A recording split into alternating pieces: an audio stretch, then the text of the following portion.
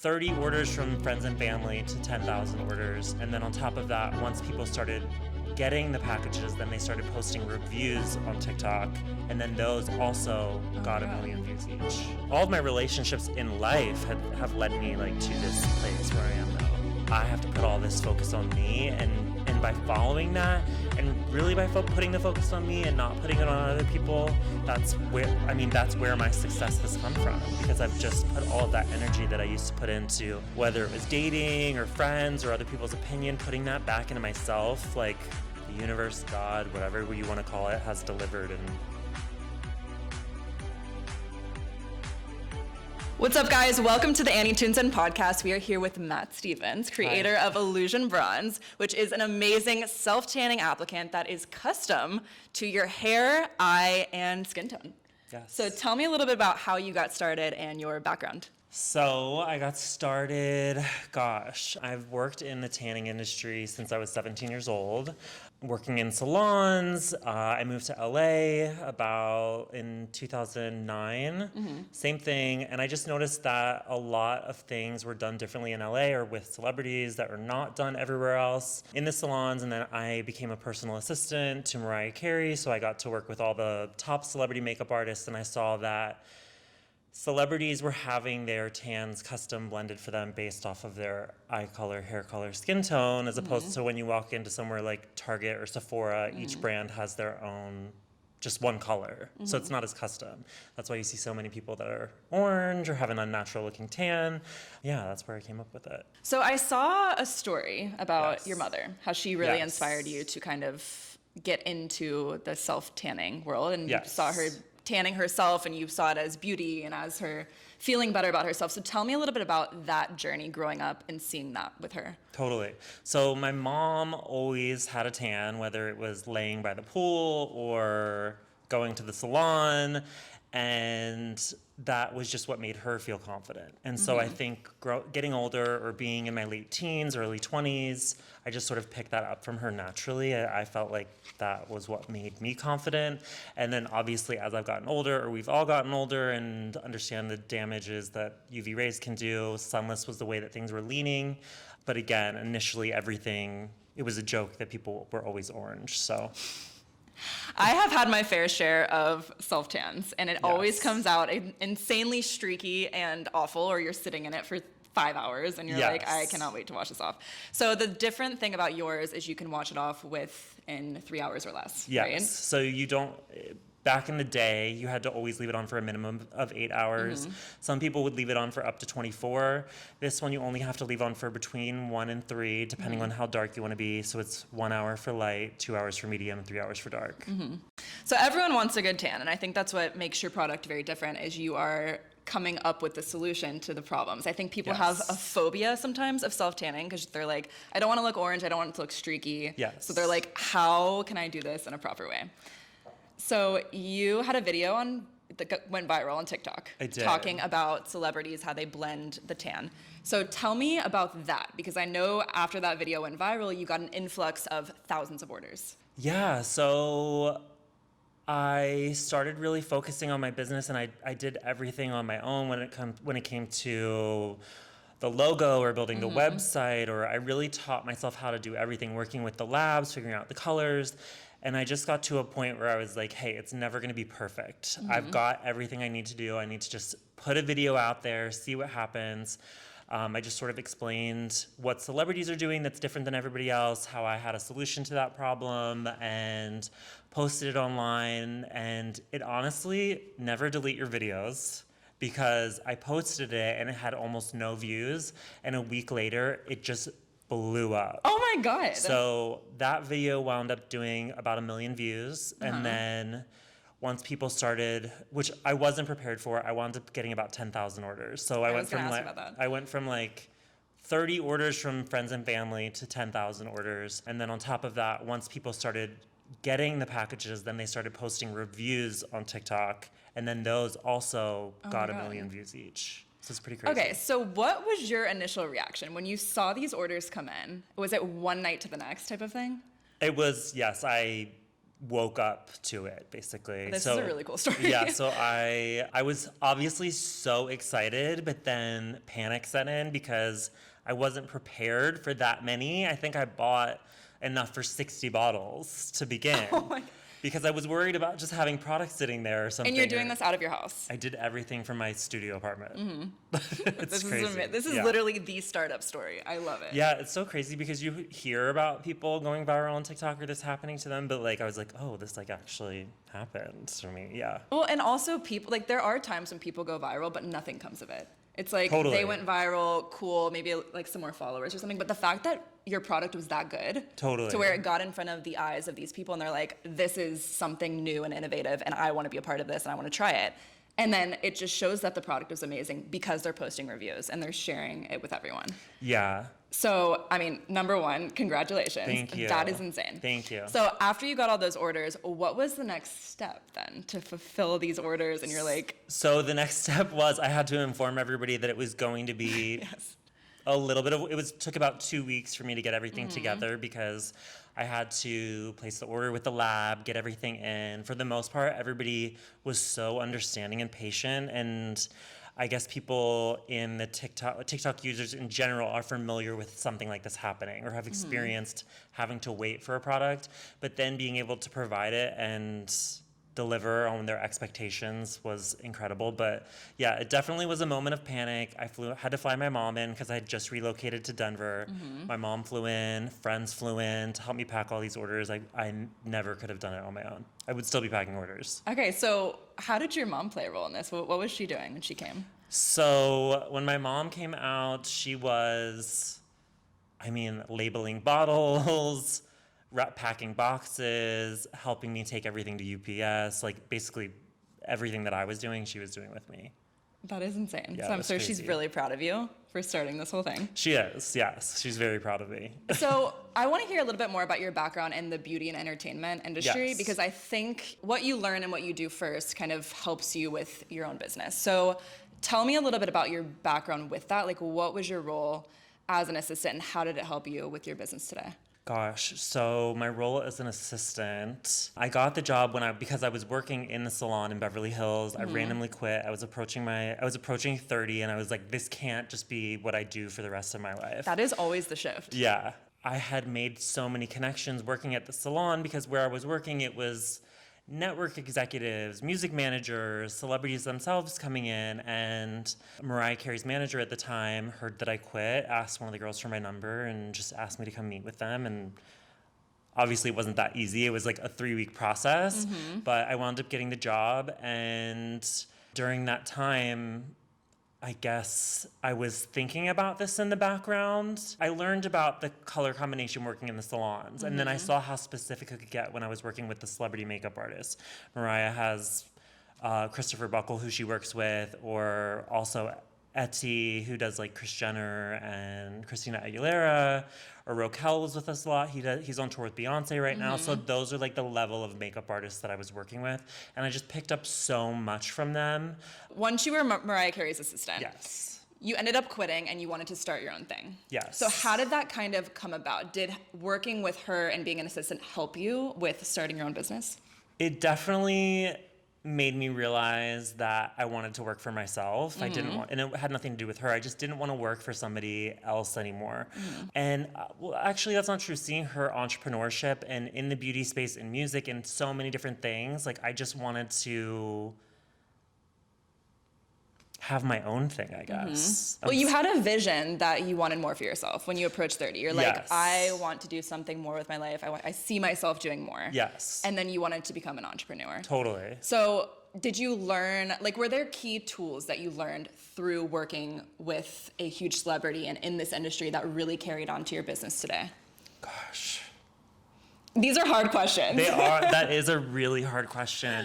I think something really important that I learned working for her is you are what's most important. You have to rely on yourself because Sometimes the people that are surrounding you don't want the best for you. They don't want to help you. They don't have your best interests at heart. They have their best interests at heart. So really trusting yourself and your vision and where you want to go, that is the biggest thing that I think I learned from her. Absolutely. For sure. And that's exactly what you did. Totally. So moving into this space, it's Gay Pride Month, by the way. Yes. What is it like being a gay entrepreneur? How has that been through this whole process? You know, honestly, I feel like in a way it's given me an advantage. I love that. Especially because tanning and the beauty industry in general is so heavily women or the consumers. And I feel like there's a level of trust between a gay man and a woman that has benefited me a lot. So I'm super grateful for that. I feel like, not to be like cliche or whatever, but girls always, you trust your gay best friend. They're going to be honest. They're going to tell you if your outfit is whack or whatever, or whatever. I love it. So I feel like that's been to my benefit, and being Gay Pride Month, it's also helped me realize like how far that like I've come in my life, because obviously it wasn't always easy. I'm of the generation where I feel like we were like the last people who were really getting a hard time. It's also, this business has given me the ability to give back, and that's something that's always been important to me, like throughout my adult life. So this month, or for Pride Month, I'm actually donating, I think I donated $1,000 to, I'm still deciding on the charity, but I was kicked out of my house when I was 17 years old for that reason. So I'm Were you donating, really? Yeah, so I'm donating it to something with LGBTQ homeless youth. I know there's something specific here in LA. I need to look more into that. It's interesting because you said the relationship with your mother is amazing. Yes. Now.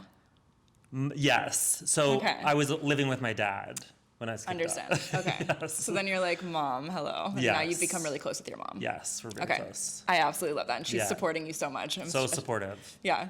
So talk to me a little bit about how to get the perfect tan. If I'm using your product and I want the steps to take where I'm like, I want it to look perfect, super natural, what do I do? Okay, well, the first thing that you're going to do is use Illusion Bronze because it's the only thing that is custom blended for you.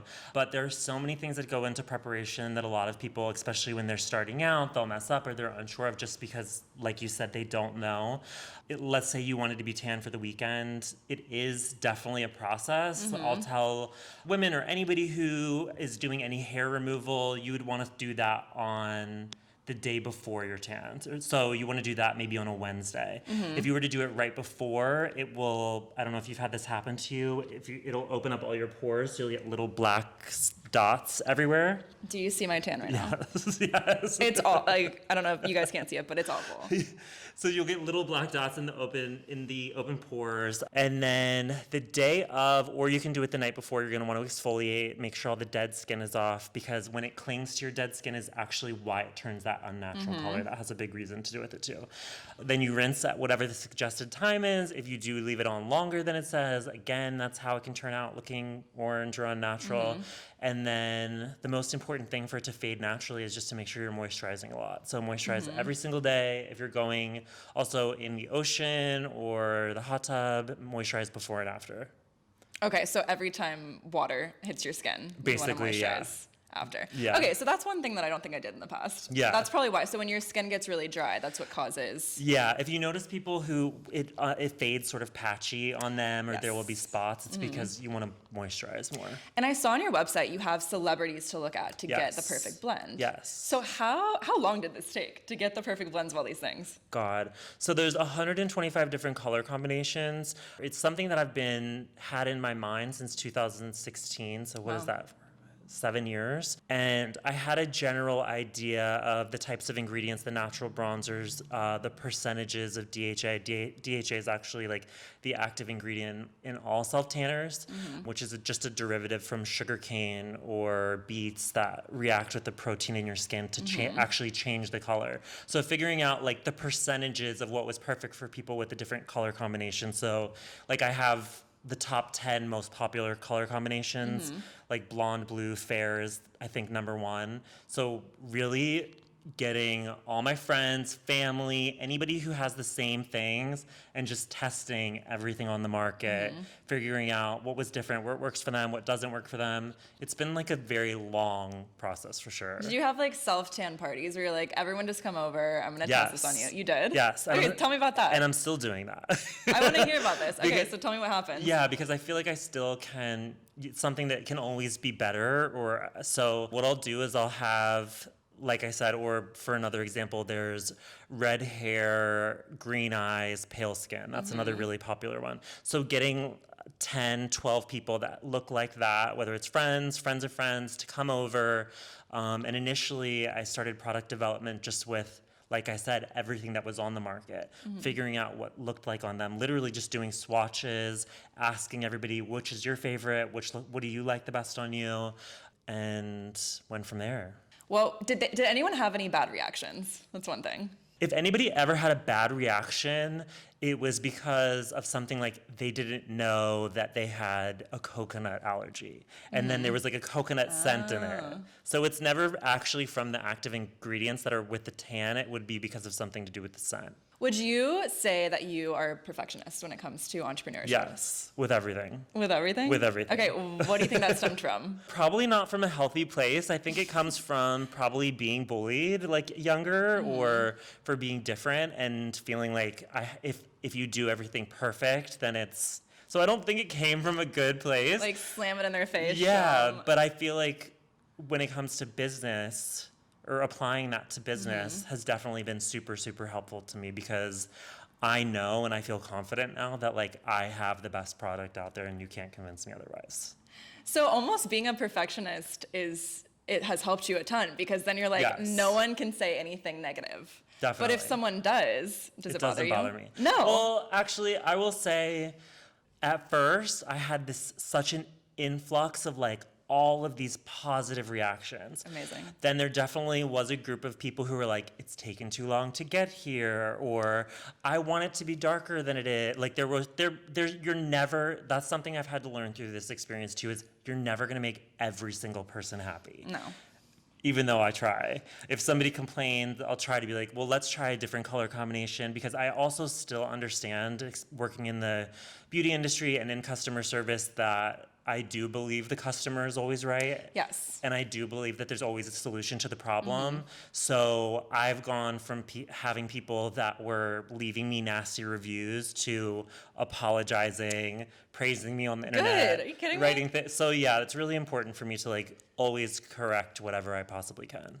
Yeah, and I mean, when you come out with new products, is it kind of the same? Are you doing the same types of thing when you come out with new products? Are you going through the same process of like the same coloring and you're kind of trying to figure out the different shades? Yes. Like I said, I've figured out now like what the top color combinations are because initially when I started this, I think it's 6 eye colors, 6 hair colors, and 6 skin tones, and they were actually manually mixed together for each individual person. That's so cool. Then when I figured out what the popular ones were, I was able to have a bunch of them pre-made, so that helped a lot with time. But yeah, and then doing future products, I'm going to continue to do the same, yeah. So what do you see for your business in the next few years? So tanning is obviously something that's always, like I said, been something that's made me confident and something that I'm passionate about. The name of my company is Illusion Bronze, but I see Illusion being the umbrella name for a bunch of different things in the beauty space. So the concept of my brand is, it looks real, but it's not. Yes. Illusion, Yeah. you know? So there's definitely other things in the beauty space that will come from it, for sure. Oh, I love that. Yeah. Contouring palettes and things like Maybe. that. That could be really cool. Do you want to get into department stores like Sephora, Ulta? Yes. So the first step, because like I said, initially it was being mixed per bottle. And now that I have the popular color combinations, it's like, even if I can pick the top 3, top 5 and put them in Sephora, Ulta, that's my Yeah. goal right now. And then if somebody doesn't fit into one of those color combinations, then they can always go to the website and pick what's best for them. And there's a little quiz on there, which I saw, which is really cool. So that makes it super easy Yeah. for you. You just go on, choose those, add it to cart. It's super easy. And are you still a one-man team now? I'm not a one-man Good. team. I was for a while. It was very hard. It was also very hard to wrap my head around the concept of hiring someone because I was always the assistant Yes. for a very long time. And the concept of me like hiring an assistant was just bizarre. But I have an assistant now who helps Amazing. me pack all of my orders. Yeah, it's crazy going from being a personal assistant to hiring an assistant in such a short period of time. Because I was last an assistant in November. And then my product line went viral the first week of February. Oh my So God, this is really quick. That's how quick I went from being an You're assistant. like, my to- life changed Yeah. literally overnight. Yeah. It must be hard, though, to tell the assistant what to do now. It's so awkward. I feel sometimes I'm like, do you mind? You're like, I feel so bad. She's like, you realize you're paying me, right? And I'm like, yeah. Well, 'cause but you I feel, understand the but feeling I of it. know I'm like, oh, well, because if I don't want to do it, I feel bad like asking someone else to do it. But of course, there's also nothing that I would ask her to do that I haven't already done myself. But I have her. My best friend also just moved to Colorado, so she's helping me out. So it's also nice to be able to like employ friends and work with people that I really love and care about. And you know, I've had so many opportunities come because of that viral TikTok, whether it's been media opportunities or I have a social media team helping me now because at some point I had to accept that like you can't do everything on your No. own. You have to hire You're people. going to lose your friggin' mind. You will. I definitely lost my mind, but things are in a stable place right now and working out, and now I'm just growing the business. So are you constantly thinking of new ideas that you can do? So yes, I definitely have like an ongoing notes thing in my phone that I'm like, oh, I want to do this, and I want to do this, and I want to do this. Things are a process. So it takes a while to get there. And I think every day just focusing on what's the next step that I can do right now, what am I in control of, and not getting too worried about too far ahead. That's something that I have had to master. I was actually going to ask you about that because I think entrepreneurs, we do plan ahead, we think ahead, we get anxious, we think about what we did wrong, and it's never like focusing on the task at hand. You're just like in the future. Definitely. So like, yeah, how did you learn to manage that? Trial and error. I have always been somebody who's been very anxious. So I've always worried way too far in the future. And maybe therapy. I don't know. Seriously, go I don't therapy. know. Maybe it was therapy, but just realizing, you know what? I have 2 to-do lists. I have like a full like life, like business, Yes. everything that's going on to-do list. And then I have my day's to-do list. So I just get done whatever I can in that day and move things from the life to-do list over to the day to-do list as it fits. Amazing. While still trying to give yourself time to like rest, recuperate, be social, have a life. Do you have free time to balance all of that now? I didn't for months. I didn't for probably a solid 2 months after it went viral. More recently, I've been pushing myself to be social and have a life outside of work because I think having that balance is really important. Because if you only focus on work all the time, you're going to get burnt out. And I love what I do, and I want to continue to love what I do. So I know I need to have that balance. And you also want to develop relationships. Like you don't want to, your business is your baby. But Totally. if you don't like pay attention to the relationships in your life, they can start to kind of like dwindle down. And relationships are how your business happens too. I mean, everything that happened, all of your relationships, all of my relationships in life have led me like to this place where I am now. For sure. You mentioned you moved. I did. Because of the part of that, so. I did. So I moved from, I lived here in Los Angeles for 15 years. I moved to Denver the weekend after Thanksgiving in November. I had met somebody that lived there, and unfortunately that didn't work out, which is totally fine. You shouldn't move for anybody anyway. But that being said, me being able to remove myself from LA also gave me the confidence that I was like, I stopped worrying about what people thought of me. I didn't care about posting on TikTok. I didn't care if people laughed at me for trying to make my own product line. And ultimately, like, everything worked out for the best. Sometimes we do focus way too much on that. We're like, oh, what are they gonna think? I don't wanna post this, but it shows you that posting can change your entire life. Yes, I got so caught up in what other people think living in LA because there is expectations living here of what you're supposed to look like, from your clothes to your body to the car that you drive to the apartment you live in to the whatever. There's this expectation. I personally became like afraid of like, oh, well, what is this person going to think if I post? And moving to Denver just gave me a fresh start to be able to be like, I don't care. You're like, I'm gonna screw do you whatever the guys. hell I want. But And that's what helps. That's when you can really tap into like your true potential, what you want, where you see yourself, like all of those things, which is needs to be our core focus. Or else it's like, what are you doing any of this for? Totally. I mean, we are the most important person in our lives. So I've just realized I have to put all this focus on me, and by following that, and really by putting the focus on me and not putting it on other people, that's where my success has come from, because I've just put all of that energy that I used to put into whether it was dating or friends or other people's opinion, putting that back into myself, like the universe, God, whatever you want to call it, has delivered. And energy. Yeah, It really it's is. worked out. But once you focus on yourself and your true goals in life and what you want, I do think that things gravitate towards you. Definitely. It's Like, hard it's to get to weird. that point because people can tell you that. People have told me that over and over and over again. Eventually something just clicked. And Denver was that thing for me that made it click, that I was just like, hey, I've got nothing to lose. Oh my God, chills. I love it. I'm obsessed. Okay, so one thing, this is a very deep question, but one thing that I ask everyone at the end of every podcast is, what do you want to be remembered by? Ooh. This is a deep one. What do I want to be remembered by? Just being kind. I love it. Honestly. I think being kind makes such a difference. Growing up and having people not be kind to me for no reason but being different. Yeah. And then moving to LA, and then you would think being in a big city like this would be different, or being in a very openly accepting in the gay community, but then it's a whole different, people have expectations of you. So being kind goes such a long way. You genuinely really never know what somebody's going through and how a small act of kindness can change someone's day. And people really remember how you made them feel too. Yes. Everyone. And I think that really is like one of the most important things. Yeah. So I love it. And where can they find you and all of your socials and everything like that? So all of my socials are MV Stevens, and then illusionbronze.com is my website for Illusion Bronze.